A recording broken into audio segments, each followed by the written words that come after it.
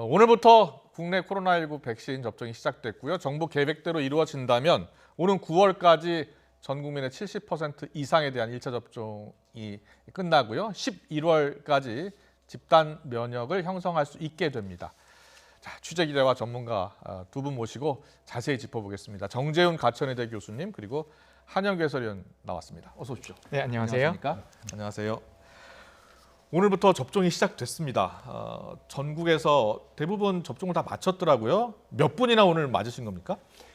지금 이제 한 10,000명 이상 맞은 걸로 보입니다. 예. 오늘 오전 9시부터 예. 전국에 있는 보건소와 요양병원에서 네. 동시다발적으로 접종이 진행이 됐고 예. 순조롭게 진행됐습니다. 예. 이제 오후 5시까지가 접종 예정 시간이었으니까 네. 서울을 비롯해서 대부분 접종이 마무리가 됐고요. 예. 순조롭게 잘 끝났습니다. 네네. 근데 방역 당국은 이제 별도의 1호 접종자는 따로 정하지는 않고 예. 오늘 접종받는 사람 모두가 1호 접종자라고 이렇게 얘기를 했었는데요. 네. 근데 아무래도 이제 준비하는데 시간 차이라든가 그런 상황이 있다 보니까 예. 좀 더 일찍 시작한 데도 있었습니다. 그래서 YTN을 통해서 방송이 된 그 60대 요양 보호사가 예. 노원구 보건소에서 첫 번째 접종자가 됐습니다. 네네. 그래서 이제 요양병원은 오늘 대부분 이제 보건소에 나와서 접종받는 분이 많았고요. 예. 요양병원은 백신을 이제 이송받아서 자체 계획에 따라서 5일 동안 이렇게 나눠서 접종을 하기 때문에 예. 앞으로 이제 접종자가 더 늘어날 것 같고 예. 오늘 접종자도 10,000명 내지 17,000명 정도 되지 않을까 예상이 됩니다. 알겠습니다. 10,000명 넘게 맞았습니다.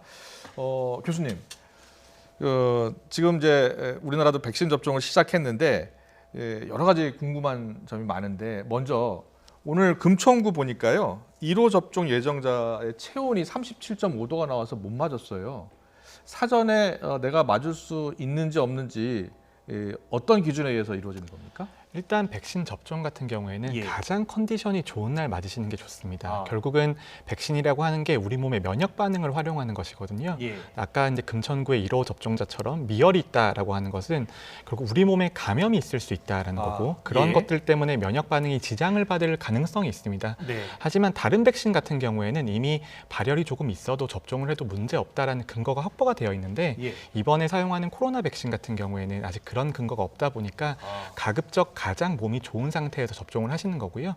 예. 그다음에 이제 접종을 하시게 되면 이제 아무래도 경증의 이상 반응들이 생길 수 있기 때문에 예. 그런 것들을 감안을 해서는 몸이 체력적으로 완전한 상태에서 접종하시는 게 좋습니다. 예, 좀 더 구체적으로요.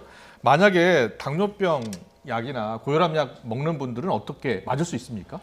결국은 우리가 만성 질환자가 고위험군이라서 먼저 접종을 하시게 되는데요. 이제 네. 말씀하신 것처럼 약을 복용하고 있으면 그 약을 어떻게 해야 되느냐 그런 질문들을 많이 하십니다. 근데 예. 기본적으로 드시는 약은 그대로 다 드시면 됩니다. 다 드시면 예. 되고요. 예. 그런데 이제 뭐 알레르기성 질환이나 자가면역성 질환으로 좀 경구 스테로이드 같은 좀 강력한 면역 억제제를 복용하시는 경우들이 있는데 네. 그런 경우에는 주치의와 상담을 좀 하셔야 되고요.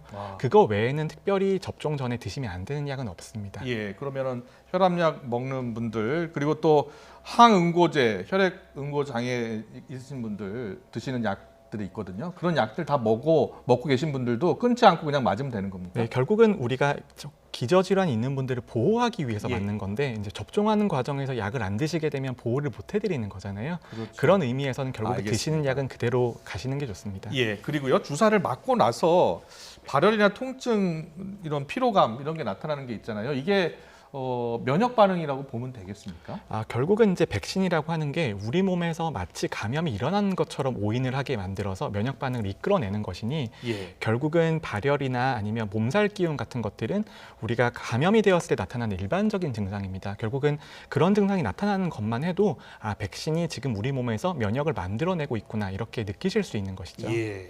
그리고 이제 1차 접종하고요. 또 2차 접종 보통 이제 3주 뒤에 하잖아요. 그때까지 지켜야 될 수칙 같은 게 있습니까? 영국에서 흥미로운 연구 결과가 나왔는데요. 영국에서 아스트라제네카나 화이자 백신을 1회 접종하고 난 사람들이 어느 정도 입원에 예방 효과가 있는지 연구한 결과가 있었습니다. 예, 어느 정도입니까? 그런데 그것들을 살펴보면은 오히려 접종 직후에 일주일까지는 접종자가 비접종자보다 입원율이 더 높아졌습니다.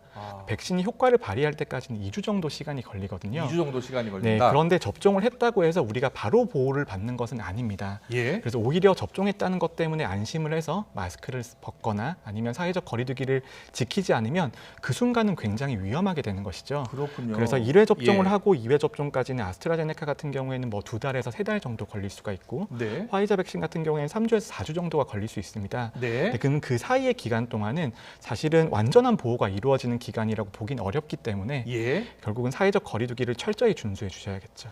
다시 한번 정리를 할게요. 아스트라제네카 같은 경우는 2차 접종까지 해야 되잖아요. 네. 그리고 그 사이에 3주 정도 기간이 있는데 이때 감염될 확률이 높다 오히려. 처음에 일주일만 높아집니다. 처음에 높아진다. 일주일은 높아지고 일주일 이후부터는 보호 효과가 발휘가 되는데요. 예. 완전히 보호 효과가 이제 나타나는 것은 2회 접종이 끝나야 되고 그리고 최소한 1회 접종 지나고 2주나 3주 정도가 지나야지 완전한 성능이 나오게 됩니다. 그래서 예. 그때까지는 오히려 더 조심하셔야 되는 거죠. 알겠습니다. 접종 후에 항체 형성되는 시간이 좀 필요하니까 계속 조심을 해야 된다는 말씀 해주셨습니다. 자, 한영규 기자, 오늘 화이자 백신도 도착했어요. 네, 그렇습니다. 네. 오늘 화이자 백신을 실은 대한항공 화물 전용기가 낮 12시쯤에 인천공항에 도착했고요. 네. 온도 조절 장치가 있는 전용 컨테이너에 담겨서 도착을 했습니다. 예. 그리고는 이제 백신 수송 차량이 옮겨져서 중앙 예방접종센터 그리고 세계 권역별 예방접종센터, 예. 대구 계명대 동산병원 이렇게 5곳으로 바로 이송이 됐습니다. 이번에 들어온 물량은 이제 코백스 퍼실리티를 통해서 들어온 물량인데 한 58,500명분 가량 되고요. 예. 내일부터 이제 중앙예방접종센터 국립중앙의료원에 있는데 예. 거기서 접종이 시작이 됩니다. 접종 대상자는 국립중앙의료원에 근무하시거나 또는 코로나19 환자를 직접 치료하는 의료진 약 300명이 대상입니다. 그리고 이제 그 이후에는 3월 3일이 되면 권역별 예방접종센터에서도 접종이 시작되고 8일부터는 120명 이상이 있는 감염병 전담병원은 또 자체적인 접종이 가능한데 예. 그런 곳에서도 접종이 이루어질 것 같고요. 네네. 그렇게 해서 이제 코로나19 환자 치료 의료진 5만 5천여 명이 접종을 받게 됩니다. 그러면 2월, 3월에 맞게 되는 인원이 몇 명 정도 됩니까? 지금 이제 아스트라제네카 백신이 있고 화이자 백신이 백신이 있는데 아스트라제네카 백신은 이제 요양병원 요양시설 예. 65세 미만 입소자나 종사자 이런 예. 분이 되시고요. 예. 약 28만 한 9천여 명 이쯤 됩니다. 네네. 그리고 이제 이 화이자 백신은 코로나19 환자를 치료하는 의료진인데 약 5만 5천 명 이렇게 예. 2월하고 3월에 접종 받을 계획입니다. 알겠습니다. 교수님, 이 화이자 백신 같은 경우에는 보관을 잘해야 된다고 하잖아요. 초저온 상태에서 보관을 해야 되는데 그 온도를 좀 벗어나게 되면 약효가 떨어지는 겁니까? 이제 미국의 연구 결과를 보면요. 예. 조금 벗어나는 정도까지는 사실 괜찮습니다. 아. 그런데 우리가 워낙에 처음 다루는 백신이다 보니 예. 조금 더 철저하게 접근을 하는 것이고요. 예. 근데 미국에서 이제 여러 가지 연구 결과 접종 데이터를 보면은 예. 조금 더 보관 온도가 높아도 큰 이상은 없다라는 것이 증명은 되어 있습니다. 예. 그리고요. 예방 효과가 좀 다르잖아요. 뭐 80%, 90% 있어서 어떤 분들은 뭐 화이자 백신이 예방 효과가 높으니까 화이자 백신을 맞고 싶어 하는 분들도 있는 것 같아요. 그런데 80%, 90% 그게 약효가 큰 의미가 있습니까? 이제 설명을 좀 드리면요. 예. 우리가 백신의 효과라고 하는 게 크게 3가지 정도 됩니다. 예. 첫 번째는 감염을 막아주는 효과가 있고요. 예. 두 번째로는 감염되어도 중증화가 안 되게 중증화를 방지해주는 효과가 있고요. 중증화 반대. 네, 그다음에 마지막으로는 감염돼도 다른 사람에게 전파시킬 능력을 떨어뜨리는 그런 3가지 효과가 있습니다. 그렇군요. 예. 그런데 우리가 이번 달과 다음 달에 접종하는 그 우선 접종 대상자, 특히 어르신 같은 경우에는 우리가 접종해드리는 이유가 집단 면역을 형성하기 위한 목적이 아닙니다. 우선 그분들을 사망의 위험에서부터 좀 해소시켜드리는 그런 목적이 있는 거거든요. 예. 우리가 80%, 90%, 뭐 60% 이렇게 말하는 것은 결국 첫 번째 감염 예방에 대한 효과입니다. 예. 근데 감염 예방에 대한 효과는 이제 백신마다 조금 차이가 있지만 결국은 중증화를 방지하는 데 있어서는 모든 백신이 다 굉장히 좋은 효과를 보이고 있거든요. 우리가 호기 접종 목적을 감안을 한다면 당장 쓸 수 있는 백신을 지금 접종해 드리는 게 가장 효율적인 방법이 될 겁니다. 그렇군요. 그래서 지금 있는 백신을 빨리 접종해 드리는 게 결국은 그분들을 사망의 위험에서 구해 드리는 길이라는 거죠. 알겠습니다. 이게 백신은 지금 나오고 있는 아스트라제네카 백신이나 화이자 백신 다 안전하고요. 그리고 지금 꼭 필요한 분들은 빨리 맞는 게 지금 더 중요하다라는 말씀을 해주셨습니다. 자, 그러면 나는 언제쯤 맞을까? 백신 계획 어떻게 되는 겁니까?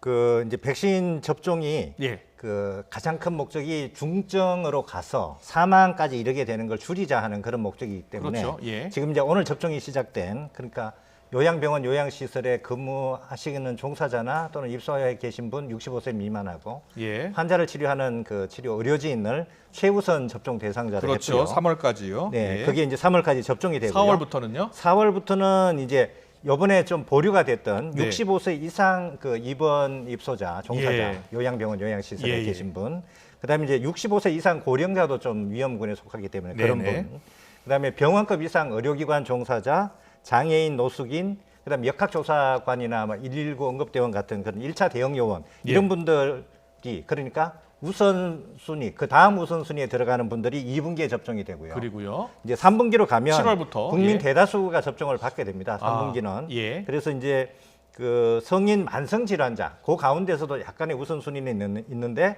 만성 질환이 있는 분, 또 뭐 군인, 경찰, 소방관, 교육 그 선생님이라든가 보육시설 종사자 이런 분들, 그럼 나머지 전체 일반 성인들까지 18세 이상입니다. 예. 그래서 전 국민 70%를 그 3분기까지는 접종한다 이제 이런 목표고 네. 4분기에 가면 2회 접종이기 때문에 두 번째 접종을 받아야 되는 사람 또 접종을 받지 않아서 미접종자가 다시 접종받는 경우는 11월 이후가 되는데 그래서 일반 성인 같은 경우는 3분기 이후에 자기 순서가 들어올 것으로 봐야 될 것 같고 예. 그 직전에 대략 언제쯤 맞을 수 있다 하는 안내 문자 같은 걸 받고 그 홈페이지에 접속해서 그 접종 기관 날짜 이런 걸 예약을 하고 아니면 콜센터에 전화를 해서 접종을 받아야 될 것 같습니다. 알겠습니다. 그리고 교수님, 이 국민 전체의 한 70% 정도가 이제 백신을 맞고 항체를 보유하면 집단 면역이 생기는 겁니까?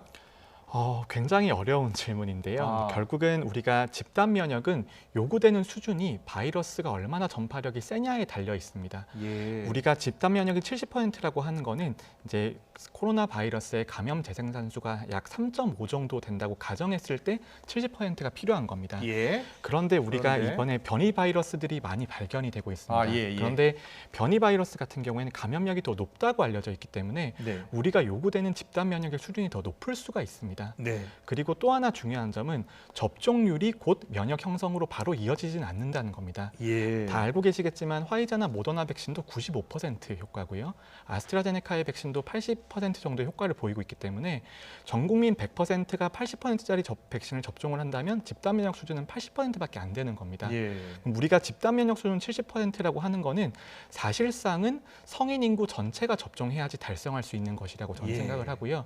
그리고 특히 지금 백신 같은 경우에는 19세 미만 청소년에 대해서는 허가가 안 나와 있는데 그 인구들이 전체 인구의 15% 정도 됩니다. 네. 그러면 전체 인구가 85%가 접종 대상이라고 본다면 그 85%가 거의 다 접종해야지 얻을 수 있는 그런 수치라고 봅니다. 알겠습니다. 아직도 변수가 좀 많이 남아 있군요. 네. 변이 바이러스도 봐야 되고. 그런데 그동안 보면 미국도 그랬고 영국도 그랬고요. 접종을 시작한 이후로 바로 또 확진자가 늘고 있더라고요.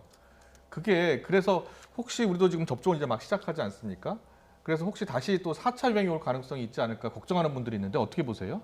결국은 이제 확진자가 증가하고 감소하는 거는 우리나라에서는 국민들이 위기 상태를 얼마나 심각하게 느끼느냐에 달려 있다고 생각합니다. 예. 정부가 사회적 거리두기 단계를 조정을 해도 우리가 2차 유행에서 3차 유행 갈 때까지를 한번 생각해 보면 사회적 거리두기 단계가 굉장히 천천히 올라가고 그 다음에 지자체별로 다르게 적용이 되면서 예. 국민들이 위기를 위기라고 인식하지 못하셨거든요.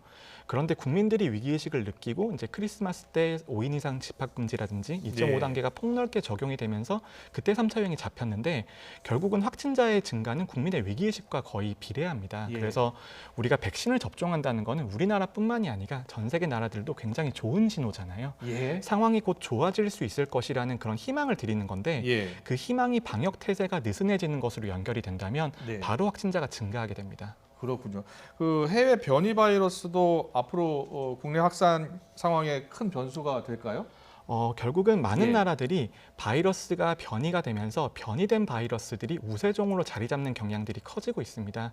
그래서 우리나라 같은 경우에도 해외 유입 차단이 완전히 이루어지지 않는다면 결국은 바이러스가 변이된 바이러스로 교체될 가능성이 있고요. 그런 바이러스가 가장 큰 문제가 중증도나 확산 속도를 늘리는 것들은 어느 정도 괜찮지만 예. 백신의 효과를 떨어뜨릴 수가 있습니다. 백신의 그렇군요. 효과 자체가 예. 떨어지게 되면 우리가 원하는 집단 면역의 수준에 도달할 수 없기 때문에 결국은 집단 바이러스, 변이 바이러스의 유입을 차단하는 것이 굉장히 중요하죠. 그런데요, 이 변이 바이러스 예방 효과는 아직 확인되지 않은 거죠. 따로 또 백신을 만들어야 되는 겁니까? 어떻게 해야 되는 겁니까? 지금 영국에서 발견된 변이 바이러스 같은 경우에는 기존의 백신들이 그대로 효과가 있는 것으로 보입니다. 예. 다행히도. 예. 하지만 남아프리카에서 발견된 변이 바이러스 같은 경우에는 대부분의 백신이 거의 3분의 1에서 절반 정도 효과가 떨어지는 것으로 보입니다. 그래서 백신에 대한 업데이트가 한번 필요한 상태이고요. 예. 네, 다행히 우리가 지금 개발한 백신, mRNA 백신이나 바이러스 전달체 백신 같은 것들은 변이된 바이러스의 유전체 정보를 조합을 해서 빠르게 업데이트가 가능한 특징을 가지고 있습니다. 예. 그래서 최악의 경우에는 이제 2회 접종 후에 한 번 더 접종하거나 아니면 백신이 바뀔 수는 있습니다만 예. 우리가 대응은 가능한 상태입니다. 알겠습니다. 그렇다면 우리가 독감 백신을 매년 맞잖아요. 그러면 이 코로나19 백신도 매년 맞아야 되는 상황입니까? 아직까지 완전히 확답은 드리기 어렵습니다만 우리가 독감 백신을 매년 맞는 이유는 매년 유행하는 독감의 종류가 다르기 때문입니다. 그런데 코로나 바이러스 같은 경우에는 변이가 어느 정도 있지만 같은 코로나 바이러스가 계속 유행을 하고 있기 때문에 우리가 매년까지 맞지 않을 가능성은 높고요. 하지만 중요한 변이가 있다면 그 중요한 변이에 대해서는 한두 번 정도 더 접종할 가능성은 있습니다. 알겠습니다. 우리 정재훈 교수님이 백신을 맞더라도 항상 방역 수칙을 반드시 지켜야 하고요. 그렇지 않으면은 다시 4차 대유행 가능성도 있다고 지금 말씀해 주셨는데 우리 정부도 지금 거기에 대비를 하고 있습니까? 지금 이제 방역 당국도 4차 대유행 가능성을 예. 언급하면서 준비를 하고 있습니다. 예. 그거는 이제 예방 접종이 시작됐지만 예. 다시 이제 감염자가 늘어날 가능성도 있고요. 그렇죠. 아직 예. 3차 유행이 완전히 지금 숫자가 예. 억제됐다고 보기 좀 어렵습니다. 여전히 네네. 3,400명대 지금 확진자가 많이 나오고 있는 상황이고요. 예. 그래서 이제 그 병상 준비라든가 지금 현재는 좀 여유가 있지만 그것도 네. 더 대비를 해서 하고 있다 그러고요. 네. 그래서 이제 그 거리두기 단계도 오늘 예.